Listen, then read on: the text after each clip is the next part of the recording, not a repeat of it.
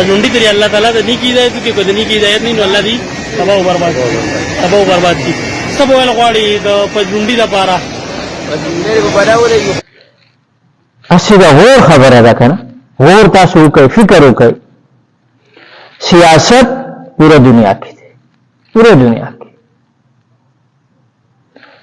دنیا کې سیاسی اختلاف شته دي لیکن ما اوسه پورې یو ملک والونه کتل چې هو خپل سیاست بیت الله ته راوړي یو مسجد نبی ته راوړي یو کس مې نه دی کتلی تاسو به هم نه اورېدلي چې یا زمونږ د پښتنو په دې کې پنجابیان لږ خلک دي نور زیات تر زمونږ پښتانه خپل سیاست هغه بیت الله ته وړي خپل سیاست هغه مسجد نبی ته وړي ولی د سیاست دپاره نور ځایونه ختم شل ولی د سیاست دپاره صرف بیت الله پاتې دی مسجد نبی پاتې هلته به لاړ شي ویډیو به وکړي هغه یو کس نه مخکې راځي ما بیت الله کې تپوس وکړي چې بای ته دا سیاسي ویډیو دلته کوي د دې تا ته څه فایده میلاوي دا بدې ردې چې ته وایي چې زه کله اصلاحي ویډیو وکړم ما ته خلک یې نه ګوري او چې کله څه کنزل یا څه بدې خبرې شدید زموږ پښتانه ډېر ګوري او ما سپورټ کوي هسې ما سوچ کوم دا ګناه دی چا شو د دې کس چې دی په بیت الله کې ولاړ دی او بدې ردې وایي یا د هغه کسانو کوم چې دی سپورټ کوي او دې ته وایي ماشاءالله ویری نایس ویری ګوډ ډېره زبردست ډېره اعلی حالانکه هغه د بیت الله به حرمتي کوي د مسجد نبی به حرمتي کوي نقصان د چا دی خپل د ځان د دې ورځې مخکې تاسو ته پته ده کنه مسجد نبی کې چې کسانو به حرمتي کوي هغه کې ډېر کسان هغه په سعودي بلاک شول همیشه لپاره زه به یو کس پیژنم چې مخکې ورځې ما سره خبرې کولې په پاکستان کې دی لیکن جاړي او په جړه کې ما ته ما خپل نقصان کړل د چا مې هم نه دی کړ د چا نقصان یې وکړ مخالفین نه بالکل یې نه دی کړ فایده د چا وکړل خپل د لیډر نه بالکل یې نه دی کړ نقصان یې خپل د ځان وکړ همیشه دپاره په سعودي بلاک شي عمرې له نشي راتلی حج له نشي راتلی ځکه چې یو سړی د بیت الله به حرمتي کوي مسجد نبی به حرمتي کوي نو بیا دلته کوم ځای کې هغه پرېږدي نو زه تاسو ټولو پښتنو ته وایم ګوره پوره دنیا کې سیاست یو انسان خپل سیاست په بیت الله کې نه کوي مسجد نبی کې نه کوي دلته خو فرشتې چې راځي هغه په ډېر ادب او احترام سره لیکن نن زموږ پاکستانیان او خپل سیاست هغه بیت الله ته وړي خپل عمرې خرابې کړي خپل حجونه خراب کړي خپل طوافونه خراب کړي یعنی د الله په کور کې د الله د غیر فکر د الله په کور کې د الله د غیر محبت د الله نه زیات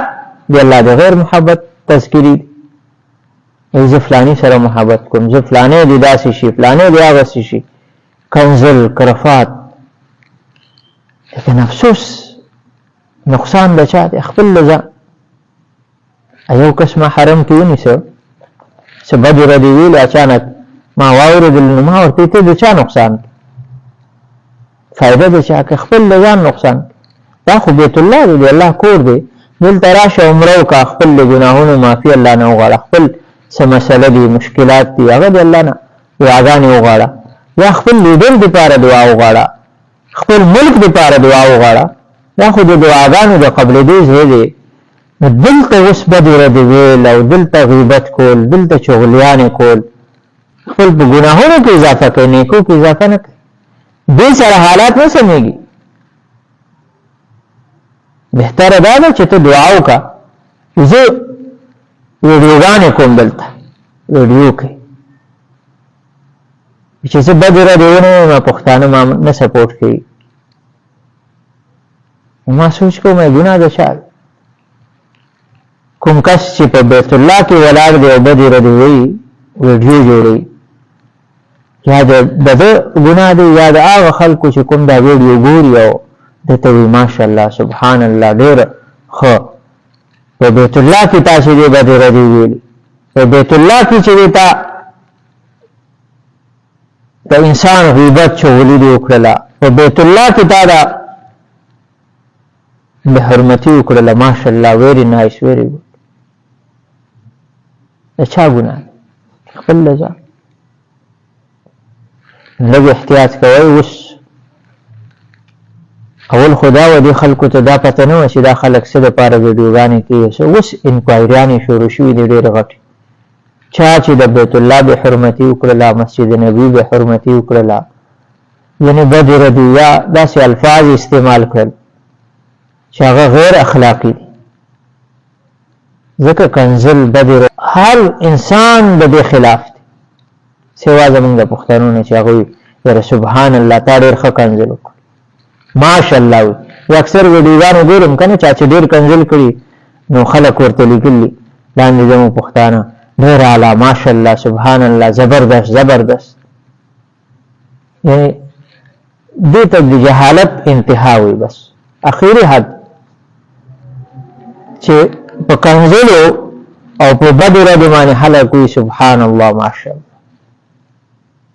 الله پاک دې موږ له عقل راکړي سمج راکړي چې موږ کم از کم خپل نقصان ونه کړو یا خلک وي که فلان ظالمانان دي که فلان نه موږ خپل ځان سره په خپله ظلم کوو احتیاط نه کوو د هر ملک یو قانون دی د هر ځای یو احترام دی او هر مسلمان نه پکار دی چې هغه ته پته ولګي سیاست دپاره ډېرې شته دی سیاسي اختلاف دپاره نور ځایونه شته دی خپل ملک شته دی هلته وکړه خپل ډېرې نه وکړه کنزل وکړه دا هېڅوک نشي منې کولی یو سړی چې کنزل کې څوک به منې هغه یو کس به ډېر زیات کنزل کول نو نیمې نشم اخیستی ما ته نه تپوس کوم په دې تا ته څه فایده میلاویږي او ما ته پیسې میلاوي نو پیسې څنګه میلاویږي زما ویډیو ډېره زیاته وچلېږي خلک یې ما سپورټ کړي نو ما پیسې څنګه میلاویږي زما ویډیو چې دی هغه وایرل شي د کنزلو والا نو په هغې ما ته پیسې میلاوي نو کله چې ته دا پیسې کور ته اوسې ستا مور او پلار څه نه وایي چې بچیو په څه دې وګټل وي نه هغو خو پیسې واخلي خوشحاله شي حالان کې زما ویډیوګانې هغو ما ګوري تاسو به خپله سوچ وکړئ چې اوس مور او پلار یو سړی نشي منې کولی د کنزلو نه بدې ردو نه خوشحالېږي چې زما بچی د کنزل کوي د عزتیانې دې کېښودي بس پیسې راوي نو نور خلک به څه منې کړي هېڅوک یې نشي منې کولی خو کم از کم بیت الله نه هم سیاسي میدان مه جوړوئ مسجد نبي نه سیاسي میدان مه جوړوئ هغې خو ډېر زیات احترام دی په هر مسلمان باندې دی یوازې څه د پاکو خبره نه ده الله دپاره څه چې مخکې شوي دي په هغې توبه وکړئ او آینده خپل له ډېرونه سیاست وکړئ خپل ملک سیاست وکړئ خپل نور ځایونه شته دی لیکن کم از کم بیت الله کې او مسجد نبي کې هلته چې کوم کار دپاره تاسو ځئ صرف هغه کار کوئ د الله راضي کولو دپاره بس هلته بل څه کار مه کوئ